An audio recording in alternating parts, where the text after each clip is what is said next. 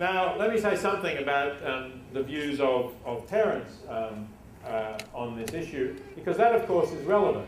And this is something about Down syndrome. Obviously, people with Downs are not profoundly retarded. It's not the kind of category I'm talking about at all. But I did want to just give you a couple of comments that I've had when I've spoken about this issue in terms of the views that parents have. Parents, obviously, do have a say in how their children should be treated. And I think that that's tremendously important. So that in debates about, for example, infants born with Down syndrome and other complicating conditions that required surgery, some parents have said they didn't want surgery performed because they didn't want to have a child with Downs. Other parents have said that they did. And some have said, as Anne Bradley has said here, that some people with children with Down syndrome wish that all of their children had this extraordinary syndrome, which replaces anger and malice, deletes anger and malice, replacing them with human thoughtfulness and devotion to friends and family.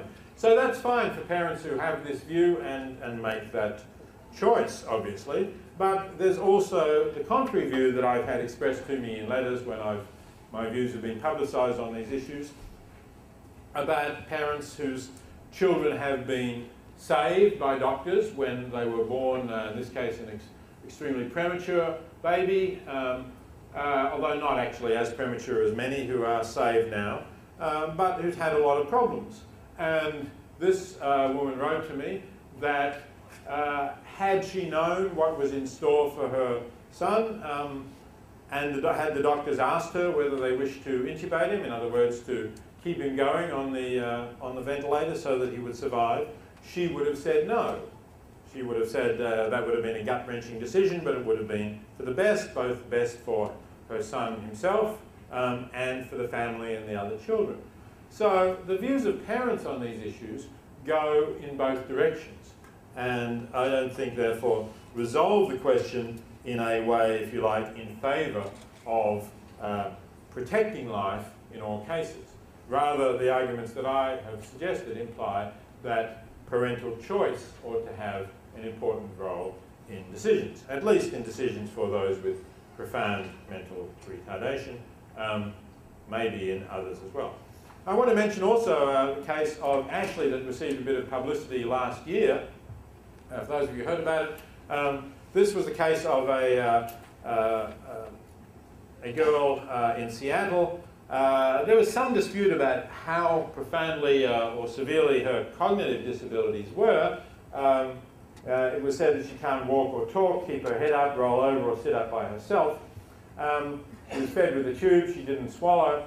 And the case was controversial because her parents used growth attenuation to make her, keep her small and make her easier to care for, which involved operations like hysterectomy, removal of breast buds and some hormone treatment so that they could still continue to pick her up and keep her with them. And they said that this was in her interest, in her benefit, so that she could travel on family holidays with them and so on. Also, they said to protect her from possible sexual abuse.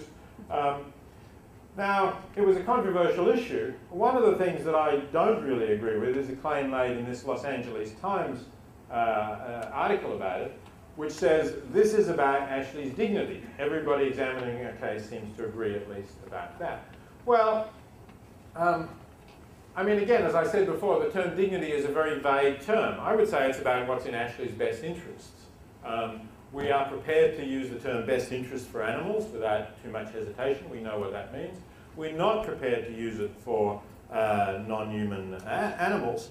And I don't really think that someone as developmentally disabled as Ashley is described as being is actually someone with dignity in a sense that we're prepared to deny to non-human animals.